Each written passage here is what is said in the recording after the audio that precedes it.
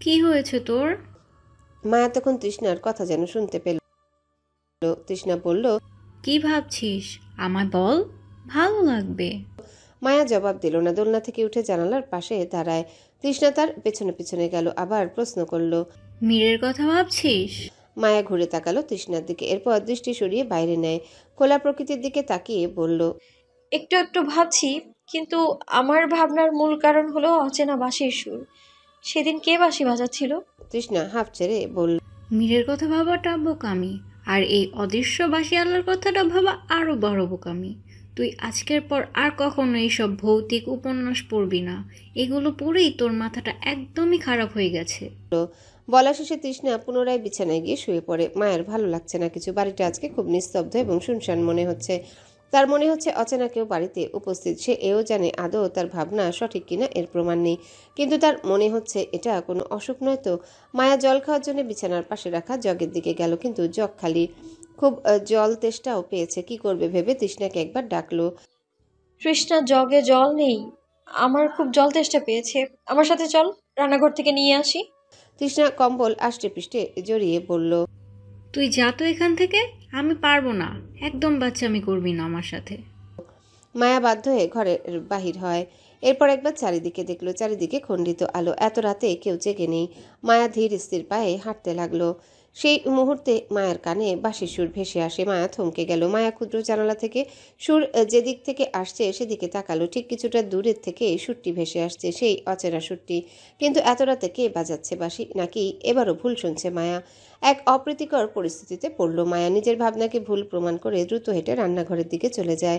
রান্নাঘর থেকে জগে জল ভরল। তার চোখ পড়ে বৈঠকখানার দিকে। মীর কোথাও যাচ্ছে। মায়ার সন্দেহ হলো। সে দ্রুত মীরের পেছনে হাজির হয়। মীর সদর দরজা খুলতেই মায়ার উৎকণ্ঠা ভেসে আসে পেছন থেকে। সে ঘুরে দেখল মায়া। মায়া মীরের মুখোমুখি হয়ে সন্দেহজনক প্রশ্ন করল। আপনি এত রাতে কোথায় যাচ্ছেন? মীর কিছুটা বিব্রত বোধ করলো, মাথা চুলকায়। মায়া মীরকে নিশ্চুপ দেখে বলল, কি হলো, চুপ করে আছেন যে? কোথায় যাচ্ছেন? কারোর সাথে দেখা করতে নিশ্চয়ই। মীর বলল, আসলে একজনের সাথে দেখা করতে চাচ্ছিলাম, আর মাঝপথে এসে তুমি বাধা দিচ্ছ। কার সাথে দেখা করবেন? আর এত রাতেই বা কেন? ছোট্ট মা, ছোট মায়ের জন্য সবসময় দেখা করতে পারিনি। মীর একটু রসিকতা করে বলল, ভালোবাসি একজনকে আমি খুব। প্রথম দেখাতে প্রেমে পড়েছে যার। কে সে? মায়ার কথা আটকে গেল। মীর বলল, জগটা রাখো, এসো আমার সাথে। মায়া কিছুটা ভয়ের স্বরে বলল, রাফিদ দাদা দেখলে আমায় মেরে ফেলবে। এখানকার সংস্কার, মেয়েরা রাতে বাইরে বের হতে পারবে না। মীর বলল। সংস্কার নিকুচো করেছে, চলো। বলেই জগটা মায়ের থেকে নিয়ে পাশে সোফায় রেখে তার হাত ধরে ঘরের বাইরে নিয়ে যায়। মায়া এই প্রথমবার মাঝরাতে পরপুরুষের সাথে চৌকাঠ পেরিয়েছে বাড়ি। সে জানে এমনটা কারো কানে গেলে এর জন্য কঠিন শাস্তি ভোগ করতে হবে, কিন্তু তারপরেও সে ভয়কে উপেক্ষা করে ঘরের বাইরে বের হয়। মীর মায়াকে নিয়ে তার অশ্বের নিকট যায়। মায়ার হাত ছেড়ে দেয়। অশ্বকে আদর করতে শুরু করে। মীর বলল, আমি অগলিনকে খুব পছন্দ করি এবং ভালোবাসি। অগ্লিন কেন? দেখতে পাচ্ছ না, ওর নাম দিয়েছি আমি, অগলিন। তার মানে আপনি ওর জন্যই এখানে এসেছেন? হ্যাঁ, তখন ছাদ থেকে ওর ধ্বনি পাই, ভাবলাম ওকে দেখে যাই। মায়া তখন হেসে উঠল। হাসতে হাসতে মায়ের চোখ পড়ে দোতলার বারান্দায়। মায়ের হাসি থেমে যায়। সেখানে দাঁড়িয়ে আছে জয়ন্তন বেগম। কণ্ঠ শুকিয়ে গেল। মায়ের বুকের ভেতর নাড়া দিয়ে উঠে। সে আর রেহাই পাবে না নিশ্চিত। সে মাঝরাতে ঘরের বাইরে বের হয়েছে, সেটাও একজন পুরুষের সাথে, যে কিনা খালাতো ভাই। সংস্কার অনুযায়ী বিয়ের আগে নিজের বাবা, ভাই এবং রক্তের সম্পর্ক ব্যতীত অন্য কোনো পুরুষের সাথে বাড়ির মেয়েরা মিশতে পারবে না। মায়া নিশ্চিত এর জন্য তাকে শাস্তি পেতে হবে, কিন্তু মীর, সে তো নির্দোষ। মায়ার জন্য মীর শাস্তি পাবে। মায়া ভয়ে আধমরা হয়ে গেল। মীর দেখলো মায়া চুপচাপ। কিছু হয়েছে তোমার? না, চলুন ঘরে যাই, কেউ দেখলে সমস্যা হবে। কারা দেখবে? অনুচরটা তো দেখছে, তাতে দেখে কিছু যায় আসে না। মায়া মীরের সাথে কথা না বাড়িয়ে দৌড়ে ঘরে চলে গেল। আজ সোমবার। আমজাদ চৌধুরী এবং থমাসন বাড়ি ফিরেছেন সকালেই মাত্র। সারা রাত ট্রেনে ছিল। ফিরেছে ভোর 6টার দিকে। বুলবুল সংবাদ পেয়ে একজন ড্রাইভারকে পাঠিয়েছিল গাড়ি নিয়ে তাদের নিতে। এখন বেলা 11টা। সকাল 6টা থেকে 10টা অবধি দুজনে একটু ঘুমিয়েছে। আমজাদ এবং থমাসন পাশাপাশি বসা। তাদের সামনে শালুক, জয়ন্তন এবং শাহানারা বসা। মানুষ কর্মজীবন থেকে বিদায় নিলে অবসরে থাকতে হয়। আমজাদ দীর্ঘ সময় থাইল্যান্ডে ব্যবসা করেছে। এরপর দেশে ফিরেছে আজ 2 বছর হয়। এখন তিনি গ্রামে সবার দেখভালে ব্যস্ত। গ্রামের জমিদার তিনি। তার একটা দায়িত্ব আছে, গ্রামকে তার সঠিকভাবে নিয়ন্ত্রণ করতে হয়। যেমনি করে সরকার তার দেশের জন্য, এই বলে যেন আমজাদ আর অবসর পেল না। ব্যবসা থেকে মানুষ মূলত অবসর নেয় না, কিন্তু বিদেশে ব্যবসা করলে তাকে দেশে ফিরতেই হয়। গ্রামের কৃষকদের কৃষিকাজের জন্য অনুপ্রাণিত করছে আমজাদ। গরিব মধ্যবিত্ত পরিবার যেন না খেয়ে থাকে, সেই প্রচেষ্টা আগেও তিনি করেছেন, এখনও করছেন। আজ সকালে ফিরে সবাইকে অবাক করে দিল আমজাদ ও থমাস। তাদের আসার কথা ছিল দুদিন পরে, কিন্তু কাজ শেষ হওয়াতে চলে আসে। আমজাদ ছোট্টবেলার কথা তুলল, মজার ঘটনাগুলো। তার রেস্টুরেন্টে জয়ন্তনও তার ছোট্টবেলার কথা বলতে বলতে হাসিতে তলিয়ে গেল। তখন রাফিদ এসে সোফায় বসে, তার মুখটা গম্ভীর। সবাইকে হাসতে দেখে রাফিদ বলল, এত হাসছো কেন সকলে? আমজাদ থেমে বলল, তুমি হাসতে মানা করছিস জানিস, হাসলে অনেক উপকার হয়। ইমিউন সিস্টেম শক্তিশালী করে হাসলে শরীরের ইমিউন কোষ ও অ্যান্টিবডির কার্যক্ষমতা বাড়ে, ফলে অসুখ বিসুখ কম হয়, হৃৎপিণ্ড সুস্থ রাখে। হাসলে রক্ত সঞ্চালন ভালো হয়, রক্তচাপ নিয়ন্ত্রণে থাকে এবং স্ট্রোক কমায়। থেমে পুনরায় জিজ্ঞাসা করল আমজাদ, শুনেছি মীর এসেছে, ও কোথায়? ও ঘুমাচ্ছে বোধহয়। বলল শালুক। তখন থমাস বলল, আমজাদ, আমি এসেছি অনেক দিন, আমাদের এখন চলে যাওয়া উচিত। একটা নির্দিষ্ট সময় দেখে সব গুছগাছ করে চলে যেতে হবে। শালুক একটু উতলা হয়ে প্রশ্ন করলো থমাসকে।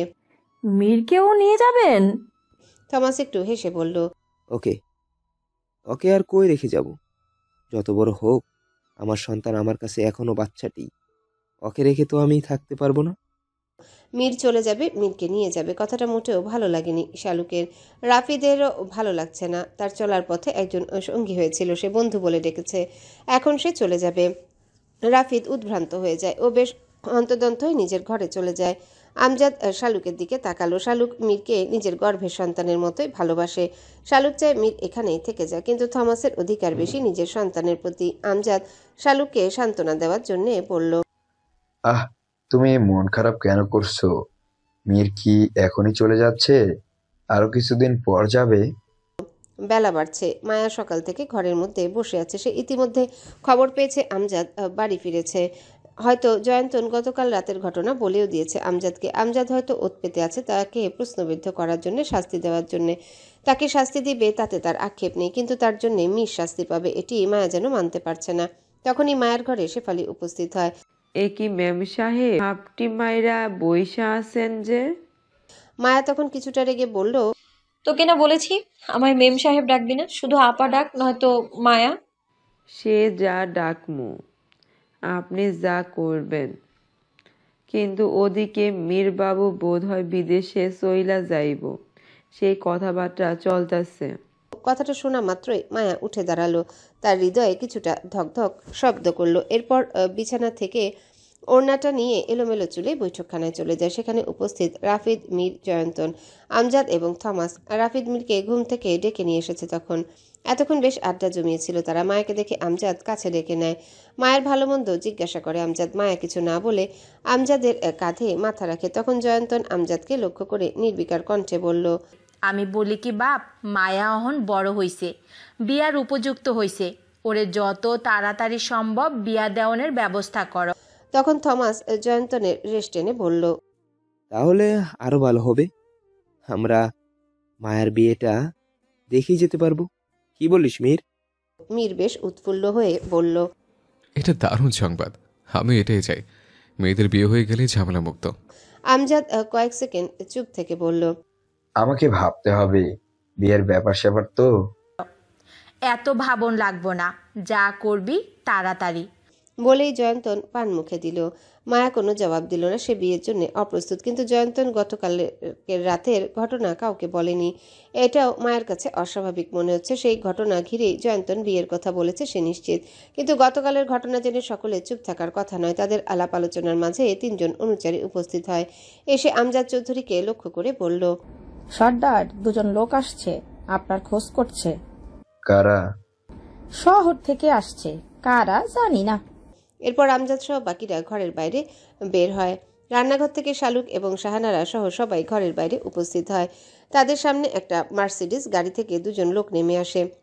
একজনের বয়স 30 থেকে 33 বছরের মধ্যে, লম্বাটে দেহ বিন্যাস, মাঝারি কায়দা, সুশৃঙ্খল শরীর। অদ্ভুত আকর্ষণীয় ভঙ্গি, উজ্জ্বল ত্বক, তীক্ষ্ণ চোখ যা মুহূর্তেই মানুষকে পর্যবেক্ষণ করতে পারে, সরু ও ধারালো নাক, হালকা দাড়ি যা তাকে বেশ গম্ভীর ও অভিজাত দেখায়, মাথায় একটা ফেডোরো পরা, চোখের রং বাদামি, ফিটিং হালকা ধূসর সাদা শার্টের উপর কালো গাঢ় নেকটাই দিয়ে, তার উপর হালকা চারকোল গ্রে ব্লেজার, সাথে ফিটেড ট্রাউজার সাধারণত ডার্ক কালার, পায়ে কালো চামড়ার ক্লাসিক লো হিল বুট। তাদের সাথে জন ওনার সহযোগী, দেখে বোঝা যাচ্ছে। আমজাদ সহ সবাই তার দিকে এগিয়ে গেল। আমজাদ আগ বাড়িয়ে জিজ্ঞাসা করল, কে আপনি? যুবকটি আমজাদের দিকে হাত বাড়িয়ে দিল। আমি ডিটেকটিভ আহির মির্জা। গত 4 দিন আগে পশ্চিম পাড়ায় একজন লোককে ঘর থেকে ডেকে নিয়ে মেরে ফেলেছে একদল লোক। আমি সেই খুনের তদন্ত করতে এসেছি। খুনের কথাটা শুনে আমজাদ বিস্মিত হয়ে গেল, দৃষ্টি এদিক সেদিক করলো। তখন তার ম্যানেজার উপস্থিত হয়। সে আমজাদের গা ঘেঁষে বলল, ঘটনাটি আমি আগে জানতে পেরেছি, কিন্তু আপনি গ্রামের বাইরে থাকে জানায়নি। আমজাদ আহিরকে লক্ষ্য করে সম্মানের সাথে বলল, আপনি ভিতরে চলুন। আহির সহ সকলে ভেতরে চলে গেল।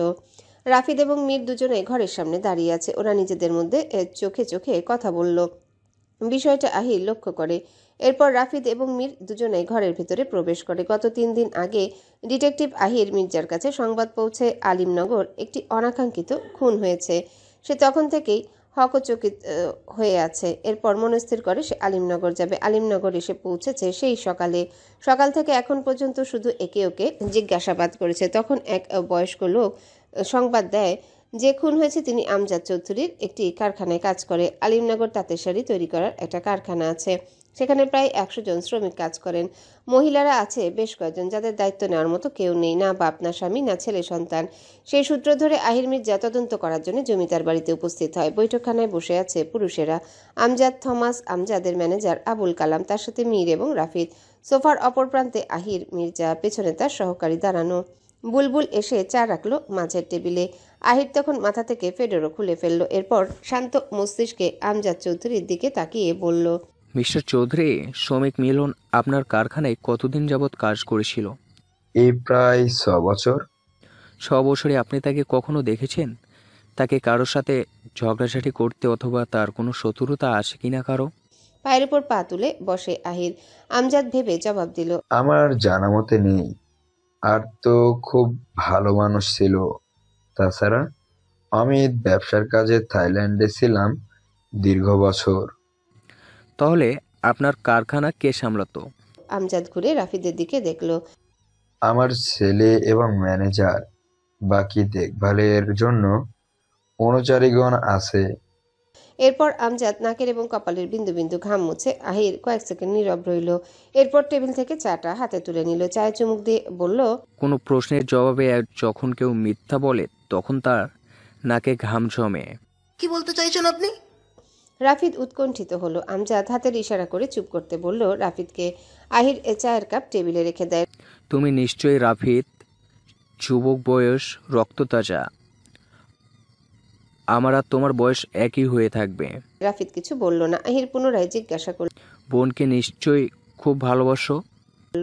বিচক্ষণ প্রশ্ন আহিরের। রাফিদ একবার মীরের দিকে দেখে বলল, বোনকে তার ভাই ভালোবাসবে, এটাই স্বাভাবিক। কিন্তু আমার বোন আছে, সেটা আপনি কিভাবে জানলেন? আহির এবার হেসে উঠল সশব্দে। তার হাসি দেখে সবাই স্তম্ভিত হলো। জয়ন্ত দোতলার রেলিং ধরে দাঁড়িয়ে আছে। সে শুনছে তাদের কথোপকথন। তার পাশে ঠিক কয়েক হাত দূরে মায়াও রেলিং ধরে দাঁড়িয়ে আছে। সেও শুনছে ডিটেকটিভ আহিরের সাথে সবার কথোপকথন। জয়ন্তন ঘুরে মায়ের দিকে দেখলো। মায়াও তার দিকে তাকে চোখ মিলালো। আহির হাসি থামায়। হাসলেন কেন? মীর প্রশ্ন করল। আমি এখানে এসেছি তদন্ত করার জন্য, কিন্তু তার মানে এই নয় যে আমি কিছু জানি না। আপনাদের সমস্ত তথ্য আমার কাছে আসে। থেমে গেল আহির। ততক্ষণে সকলে একে অপরের সাথে চাওয়াচাই করলো। আহির আবারও বলল, পূর্ব জমিদার বংশের অনেক ঘটনা শুনেছি। তা থেকে বুঝতে পারলাম জমিদার বংশের অনেক সংস্কারের বাইরে গেলে তার পরিণতি ভালো হয় না। যাকগে, সেসব দিয়ে আমি কি করব? আচ্ছা রাফিদ, তোমার কি মনে হয় কে বা কারা শ্রমিক মিলনকে হত্যা করেছে? রাফিদ কিছুটা অপ্রতিভ হয়ে জবাব দিল, তা আমি কিভাবে জানবো? আর কারা এরকম করতে পারে আমার তা ধারণার বাইরে, বলা মুশকিল। আহির একটু হেয়ালিপূর্ণভাবে বলল, মুশকিল প্রশ্ন? দূর, এবং জবাব মেলাইতেই তো আমি এসেছি। আমজাদ কিছু ভেবে বলল, আপনার তদন্ত করতে কতদিন সময় লাগবে? যতদিন না সত্যটা উন্মোচন করতে না পারবো। সোজাসাপটা জবাব যেন আহিরের। আমজাদ বলল, যতদিন না আপনার তদন্ত উদ্ঘাটন না হয় ততদিন পর্যন্ত আপনি এখানেই থাকবেন। আমজাদ থেমে বুলবুলকে লক্ষ্য করে বলল, বুলবুল, ওনাদের জিনিসপত্রগুলো অতিথি ঘরে দিয়ে আয়। এরপর আহিরের দিকে তাকিয়ে বলল, আর কিছু জানার আছে? এই মুহূর্তে বিশ্রাম দরকার। যদি মস্তিষ্কে বেশি চাপ পড়ে তবে ধারণ ক্ষমতা লোপ পাবে। আমার সময় মতো তখন জিজ্ঞেস করে নেব। যা জানার বাকি, এখন যাই। বলেই উঠে দোতলার দিকে যেতেই থমকে দাঁড়ায়, ঘুরে তাকালো মীরের দিকে, তাকে জিজ্ঞাসা করলো, তুমি কে? আমি মীর জাফান শন, এখানে বেড়াতে এসেছি। আহির চলে যায় অতিথি ঘরে, সাথে তার সহকারী। মীরকে প্রশ্ন করার বিষয়টি থমাসের ভালো লাগেনি। সে কোনোভাবেই চান না তার ছেলে বিনা কারণে হয়রানির শিকার হোক। থমাস আমজাদকে ভরসা দিয়ে বলল, চিন্তা করিস না এসব নিয়ে। খুনটা কে বা কারা করলো তা তদন্ত করলে বিষয়টি পরিষ্কার হয়ে যাবে। তুমি তো জানো থমাস, আমি আমার শ্রমিকদের ভালোবাসি। ওর প্রাণটা চলে গেল, তারপর আমার কারখানায় না জানিয়ে দুর্নাম ছড়িয়ে পড়ে। এরকম কিছুই হবে না, সাহস রাখো। আহির খুব বুদ্ধিমান, সে ঠিকই সব রহস্য উন্মোচন করবে। তাই যেন হয়। দিন ফুরিয়ে একটা সুন্দর বিকেলের আগমন ঘটল। আকাশে তখন হালকা কমলা রঙের আভা, যেন সূর্য বিদায়ের আগে পৃথিবীকে শেষবার ছুঁয়ে দিতে চায়। চারিদিক জুড়ে মৃদু হাওয়া, পাতার মর্মর শব্দে মন ভরে যায়। দূরে কোনো নাম না জানা পাখি ডাকছে টানা সুরে, যেন দিনের শেষে সেও ঘরে ফিরছে। দূরে দূরে গাছের নিচে শিশুরা হাসি চিৎকারে দৌড়ঝাঁপ করছে। মাঠের ধারে কয়েকজন কৃষক ক্লান্ত শরীর নিয়ে বসে বিশ্রাম নিচ্ছে। কারো হাতে চায়ের কাপ, কারো চোখে তৃপ্তি। পুকুরের জলে সূর্যের শেষ আলো ঝলমল করছে, জলটা যেন সোনায় মিশে গেছে। বাতাসে এক ধরনের শান্তি, মাটির গন্ধে এক অদ্ভুত প্রশান্তি। সব মিলিয়ে বিকেলটা এমন যে মনে হয় পৃথিবী যেন একটু থেমে গেছে, শুধু নিঃশব্দে বলছে আজকের দিনটা সত্যিই সুন্দর। কিন্তু মায়ার ফের বলতে ইচ্ছা করছে না, দিনটা সুন্দর নয়, বরং নিজেকে বিষিয়ে তোলার মতো একটা দিন। মায়া বাড়ির বাগানে বসে আছে। সকালে হঠাৎ তার বিয়ের আলোচনা করেছে সকলে। সবার অভিব্যক্তি দেখে তখন বুঝে গিয়েছিল সবাই রাজি, আর মীর যেন একটু বেশি খুশি। কিন্তু সে এখন বিয়ের জন্য প্রস্তুত নয়। তার থেকে বড় বিষয়, সে মীরকে ভালোবেসে ফেলেছে, কিন্তু এটা কাউকে বলতেও পারছে না। মীর বোধহয় তাকে ভালোবাসে না, সেটাও মায়া বুঝতে পারছে। সে বড্ড বিষণ্ণ হলো। একটা মৃদু বাতাস আসে তার চুল উড়িয়ে দিল। দূর থেকে পায়ের শব্দ এলো, হয়তো তৃষ্ণা আসছে ডাকতে। কিন্তু মায়া উঠল না। বাগানের নিস্তব্ধতার ভেতর সে নিজের সঙ্গে কথা বলছিল, নিজের ভবিষ্যতের সঙ্গে এক অদৃশ্য লড়াই করছিল। মায়ার পাশে চেয়ারে এসে বসে মীর। মীরের পরনে পাঞ্জাবি, সাদা পাঞ্জাবিতে মীরকে খুব সুদর্শন দেখায়, এটা বলেছে শালুক। তার উপর একটা শাল পেঁচিয়ে রেখেছে। দিনের শেষ প্রহরে শৈত্যপ্রবাহ ধীরে ধীরে বেড়ে যায়। মায়া মিষ্টি রঙের একটা থ্রি পিস পরেছে, গলায় পেঁচানো ওড়না, সুতি কাপড়ের থ্রি পিস, কোনো শীতের পোশাক নেই পরনে। মীর তখন নিজের গায়ে শালটা খুলে মায়ের পেছন থেকে জড়িয়ে দেয়। মায়া আকস্মিক অবাক হলো। তার পাশে এতক্ষণ মীর ছিল, সে খেয়াল করেনি। মায়া মুখ ফিরিয়ে নিল। মীর আবিষ্ট কণ্ঠে বলল, বিয়ের গণ রাগ করে আছে দেখছি। বিয়ের গণকে সবসময় হাসি খুশি থাকতে হয়। আমার বিয়ে নিয়ে আপনার ভাবতে হবে না। তা কি করে হয়? আমার তোমার বিয়ে নিয়ে অনেক শখ আছে। গ্রামের বিয়ে কখনো সচক্ষে দেখেনি, কিন্তু এখন আমি ঘনিষ্ঠ আত্মীয়র বিয়ে দেখব, অনেক আনন্দ হবে। কি বলো তুমি? মায়া মীরের দিকে তাকিয়ে বলল, সত্যি খুব আনন্দ হবে। মীর মায়ার চোখের দিকে তাকায়, তার চোখে জল। মীর কিঞ্চিত অবাক হয়ে বলল, তুমি কাঁদছো কেন? তুমি কি বিয়েতে রাজি না? আর আমরা তো তোমার বিয়ে এখনই দিচ্ছি না। তোমার পছন্দের কেউ থাকলে বলতে পারো, বলো আছে কি? মীর এরূপ প্রশ্নে মায়া নিশ্চিত হলো মীরের মনে তার জন্য কোনো স্থান নেই। তৃষ্ণা ঠিকই বলেছে, বিদেশি ছেলে ফিরে আবার বিদেশেই চলে যাবে। হয়তো এর মনেও কোনো না কোনো বিদেশিনীর বসবাস। মায়া দৃষ্টি সরিয়ে ফেললো, বলল, অবশ্যই আমি বিয়েতে খুশি। বাবা যে ছেলে পছন্দ করবে আমি তাকেই বিয়ে করব। বলেই বাগান থেকে ঘরের ভিতরে চলে যায়। মীর মায়ার যাওয়ার পানে দেখে বলল, মেয়েদের আর কিছু থাকবে না থাক, রাগ থাকবে। আর এদের রাগের কখনো কখনো ব্যাখ্যাও হয় না, ব্যাখ্যা থাকলেও বলতে চায় না। অদ্ভুত, খুবই অদ্ভুত। মীরের কাছে উপস্থিত হয় আহির। মীর তাকালো আহিরের দিকে। আহির গাঢ় খয়েরি রঙের শার্ট পরা, সঙ্গে অ্যাশ রঙের প্যান্ট। সে পুনরায় পায়চারি করতে করতে বলল, দুনিয়াটা বড়ই বিচিত্রময়। আমরা মানুষকে চিনতে পারি না, কখনো তাকে চিনেও না চেনার ভান করি, কখনো প্রিয় মানুষটি চোখের সামনে আমাদের ভালোবাসা পাওয়ার জন্য ছটফট করে, কিন্তু আমরা তাকে মূল্যায়ন করি না।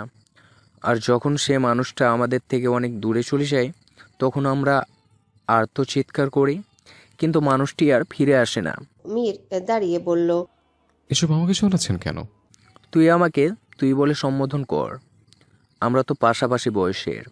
মীর মসৃণ হেসে বলল, হঠাৎ করে তুইটা আসবে না, তবে কোন এক পরিস্থিতিতে চলে আসবে তুই ডাকতে। আমি সেই পরিস্থিতির জন্য অপেক্ষা করছি। বলেই হাসে আহির। মীর ও আহির দুজনে বাড়ির চৌখাট পেরিয়ে সরু পথ ধরে হাঁটতে লাগলো। মীর একটা সিগারেট ধরালো। সিগারেট খেলে ক্ষতি হয়? আহির বলল।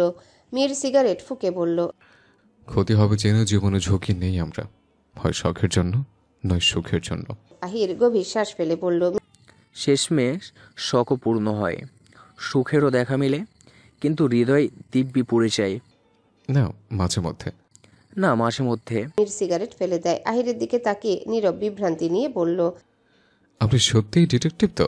আহির ঘুরিয়ে প্রশ্ন করে, তুমি সত্যিকারের ডিটেকটিভ নও তো? মীর হেসে উঠল, সাথে আহিরও। আহির থেমে বলে, তুমি যেভাবে জিজ্ঞাসা করলে আমার এটাই মনে হলো। শালুক নিজ ঘরে বসে আছেন। আমজাদ ইজি চেয়ারে বসে আছে, বিষণ্ণতার ছোঁয়া তার মুখে। শালুক তার পিছনে গিয়ে দাঁড়ালো, মাথার কাপড় টেনে বেশ নতজানু হয়ে বলল, আপনার কারখানায় অনাকাঙ্ক্ষিতভাবে একজন খুন হয়েছে, এটি নিয়ে আপনি চিন্তিত, আমি বুঝতে পারছি। এতটুকু বলেই থামে শালুক। আমজাদ নিরুত্তর। শালুক আমজাদের সম্মুখীন হয়ে পুনরায় বলল, শুনেছি সকালে মা মায়ার বিয়ের কথা বলছিল, আপনি এখনই ওর বিয়ে দিতে চাচ্ছেন? হ্যাঁ, চারদিকে যা ইচ্ছে তাতে বিয়েটা এখনই সেরে ফেলা ভালো। ও বারবারই চঞ্চল, সুপাত্রের হাতে তুলে দিয়ে দূরে পাঠিয়ে দিলে একটু শান্তি পাবো এই ভেবে যে কোনো না হয় রানী আতঙ্কে ওকে আর ছুঁতে পারবে না। শালুক বলল, কিন্তু বাড়িতে যে গোয়েন্দা আছে? গোয়েন্দা গোয়েন্দা কাজ করবে, এমন সময় একজন গোয়েন্দা বাড়িতে থাকা খুবই ভালো। আর মিলন এর খুনের রহস্যটাও বের হবে। আচ্ছা, আপনার কি মনে হয় ওকে কে মারতে পারে, আর কি কারণে? বুঝতে পারছি না, অত শান্তশিষ্ট ছিল, তবে এরকম কে করলো জানি না। হবে হয়তো কোনো কারণ ছাড়া তো কিছু হয় না। শালুক নিশ্চুপ থেকে বলল, আমি যাই, সন্ধ্যা হয়েছে, অতিথিদের জন্য কিছু তৈরি করতে হবে। বলে যেতেই আমজাদ সুরেলা কণ্ঠে ডাকলো শালুককে, গিন্নি একখান কথা কই শুই না যাও। শালুক হঠাৎ থ হয়ে দাঁড়িয়ে পড়ল, লজ্জায় পড়ল যেন সে। আমজাদ বসা থেকে উঠে দাঁড়ালো, শালুকের দিকে এগিয়ে তাকে নিজের দিকে ঘুরিয়ে নিল। কি করছেন আপনি? এই বয়সে এসেও আপনার রসিকতা আর যায়নি। শোনো গিন্নি, নিজের স্ত্রীর সাথে এরকম নিস্তব্ধ সন্ধ্যায় যদি একটু ভাব করা যায় তবে এটা কিন্তু সুন্নতের কাতারে পড়বে প্রথমত।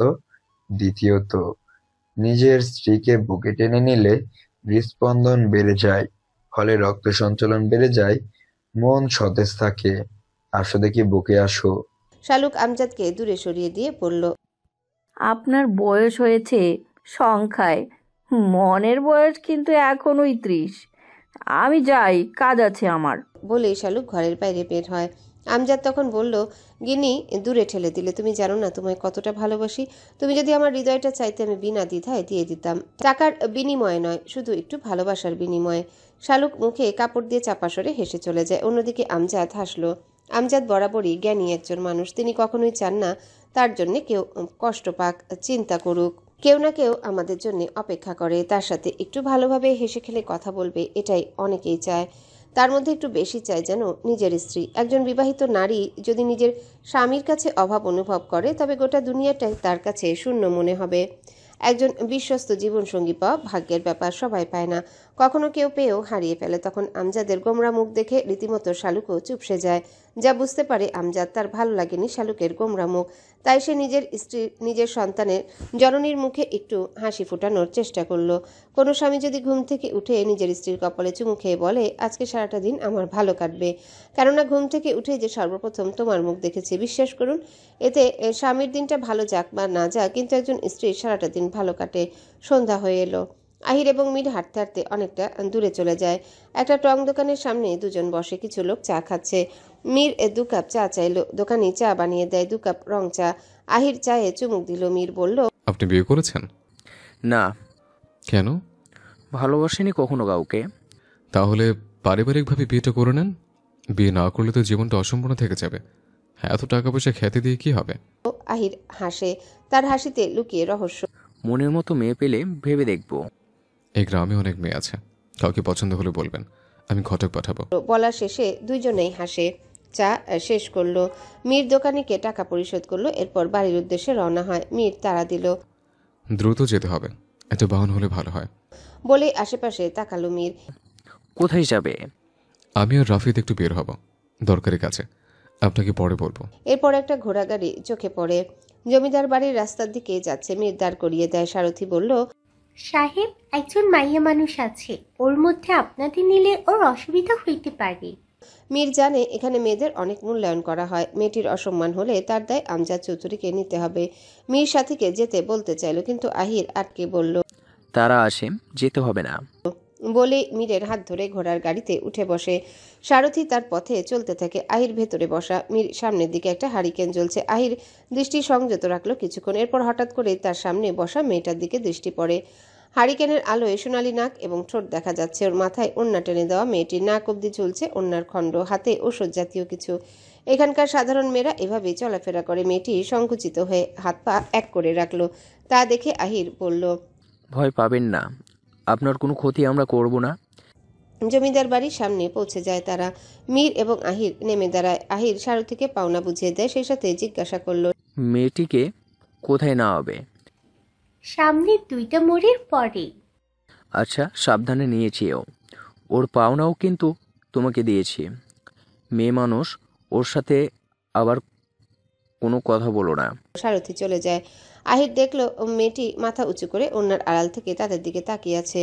মীরের ঘরটা হাট করে খোলা। মায়া একবার এসে উকি দিয়ে দেখেছে মীর নেই। তখনই দেখে মীর আসছে, তার ঘরের দিকে মায়া সরে যায়। মীর তার ঘরে প্রবেশ করে দরজাটা লাগিয়ে দেয়। মায়া জানালার ফাঁক দিয়ে দেখলো মীর কিছু লিখছে, বেশ মনোযোগ দিয়ে। লেখাটা শেষ করে নিজে একবার পড়লো, সাথে একরাশ নিঃশব্দ হাসি।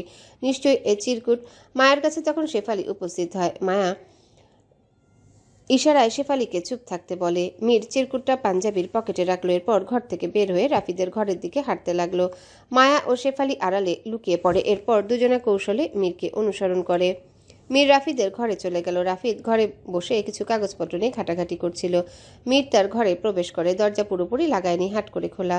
মায়া সাহস করে রাফিদের ঘরে ঢুকতে পারল না, কিন্তু মীর কি লিখেছে এটা যে তার জানতে হবে, কিন্তু কিভাবে? মাথায় তখন চট করে বুদ্ধি চলে আসলো। শেফালিকে মায়া বলল, তুই ভাইয়ার ঘরে যা, ঘর মোছার কথা বলে ঘর মুছতে শুরু করবি, আর তারা কি বলে শুনবি। শেফালি বলল, যদি ভাইয়াই বুঝতে পাইরা আমারে কিছু কয় বলে শুনবি। বলেই মায়া শেফালিকে ধাক্কা দিয়ে রাফিদের ঘরে পাঠিয়ে দেয়। রাফিদ এবং মীরের মাঝে হঠাৎ শেফালি উপস্থিত হয়। তারা কিছুটা স্তম্ভিত হয়। রাফিদ কিছু বলার আগে শেফালি হাসতে হাসতে বলল, দাদাবাবু, ছোট মালকিন কইছে আপনার ঘরে নাকি ময়লা পড়ছে, তাই আমারে মুছতে পাঠাইছে। বলা শেষে নিচে বসে নিজের ওড়না দিয়ে ঘর মোছা শুরু করে। রাফিদ কিছু বলতে চাইলে মীর বাধা দিয়ে বলল, বারান্দায় চল। রাফিদকে নিয়ে মীর বলল, আমি মোহিনীর জন্য একটা চিঠি লিখেছি, চল দিয়ে আসি। কিন্তু রাফিদ নাকচ করলো। মীর তখন বেশ জোরাজোরি করলো রাফিদকে। এরপর রাফিদ মোহিনীদের বাড়ির উদ্দেশ্যে যেতে রাজি হয়। ব্যর্থ শেফালি। তারা কথা বলার জন্য বারান্দায় গেলে শেফালি ঠিক করে কিছু শুনতে পায়নি কি বলেছে তারা, শুধু দেখেছে মীর রাফিদকে জোরাজোরি করছে। এরপর রাফিদ ও মীর ঘর থেকে বেরিয়ে যায়। শেফালি মায়ার কাছে উপস্থিত হয়। মায়া বেশ উদ্বিগ্ন হয়ে বলল, কি বলেছে তারা? আমি যাওয়াতে ওনারা বারান্দায় গেছে কথা কইতে। আমি ঠিক মতো কিছুই শুনি নাই, তবে এটা বুঝতে পারছি ওই মীরবাবু রাফিদ ভাইরে অনেক জোড়া ঝুরি করছে। মায়া এমন কথা শুনে বলল, চল আজ ওদের পিছু নেব, দেখবো ওরা কোথায় যায়। কিন্তু বাড়ি কেউ যদি টের পায়? কেউ কিছু বুঝতে পারবে না, চল। ঘরের বাইরে গাড়ি রাখা। আজ আর অশ্ব নিয়ে তারা বের হয়নি, গাড়ি নিয়ে বের হয়। মীর ড্রাইভিং সিটে, রাফিদ পাশে। তারা বাড়ির চৌখাট পেরিয়ে চলে যায়। তাদের পিছু নেয় মায়া ও শেফালি। তারা অশ্ব নিয়ে বের হয়। শেফালি প্রথমবার অশ্বের পিঠে চেপেছে, খুব ভয় পায় সে, কিন্তু মায়া খুব জোর করলো। এরপর তারাও চলে যায় বাড়ির চৌখাট পেরিয়ে। বিষয়টি লক্ষ্য করে আহির মির্জা। বাড়ির সামনে বসা ছিল সে, সিগারেট টানছিল। যত দ্রুত সম্ভব মিলনের কেসটি সমাধান করতে হবে, এরপর শহরে ফিরতে হবে তার। কিন্তু কেসটি তার কাছে একটু জটিল মনে হলো অন্যান্য কেসের তুলনায়। মিলনের হত্যাকাণ্ডের বিষয়টি ঘিরে এখন পর্যন্ত সে জমিদার বাড়ির লোকদেরই সন্দেহ করছে, কিন্তু কতটুকু তার সন্দেহ সঠিক তা যে জানতে হবে। সিগারেট ফেলে দেয়। এরপর তার গাড়ি নিয়ে বের হয় রাফিদ এবং মীরকে অনুসরণ করার জন্য। তখন মীর বলেছে একটা দরকারি কাজ আছে, কিন্তু কি জিজ্ঞাসা করলে উত্তর মেলেনি। আহিরের সন্দেহ হয় আব্দুল মোতালেব হোসেন আজ বাড়িতে নেই, শহরে গেছেন কাজের জন্য। যাওয়ার আগে বারবার মোহিনীকে বলে গেছেন, যতদিন আমি না ফিরবো ততদিন ঘরের বাইরে বের হবে না, কুঠুরি পর্যন্ত যাবে না। এখন ঘরে শুধু মোহিনীর মা। মোহিনী কথা শুনেনি তার বাবার।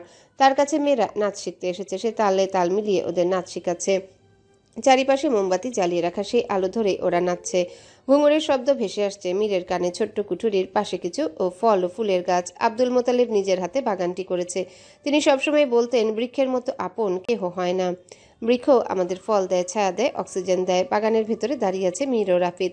রাফিদ এখনও বারবার বলছে চিঠিটা ওকে দিস না, কিন্তু মীর শুনছে না। সে উক্ত সময়ের অপেক্ষা করছে, কখন দিবে। তাদের থেকে কয়েক হাত দূরে মায়া ও শেফালি। আহিরও তাদের লক্ষ্য করছে। বেশ কিছুক্ষণ অপেক্ষা করার পর কুঠুরির মেয়েদের নাচ শেষ হয়। মীর তখন কোনো দিকে না তাকিয়ে সোজা কুঠুরির ভেতর প্রবেশ করে। মোহিনী হাঁটু ভাঁজ করে বসে পা থেকে ঘুঙুর খুলছিল। তখনই তার সামনে একজোড়া পা উপস্থিত হয়। বাদামি রঙের চামড়া স্লিপার জুতো পায়ে মোহিনী কিছুটা আকস্মিক হকচকিয়ে গেল। এরপর ধীরে ধীরে বসা ছেড়ে উঠে দাঁড়ালো। মীরকে দেখে। অন্যদিকে রাফিদ চারিপাশ দেখছিল, কেউ দেখে ফেললো বলে। যদি এরকম ঘটনা কেউ জেনে যায় তবে নির্ঘাত বড় ধরনের ঝামেলা হবে, জমিদার বাড়ির ছেলেদের দুর্নাম হবে।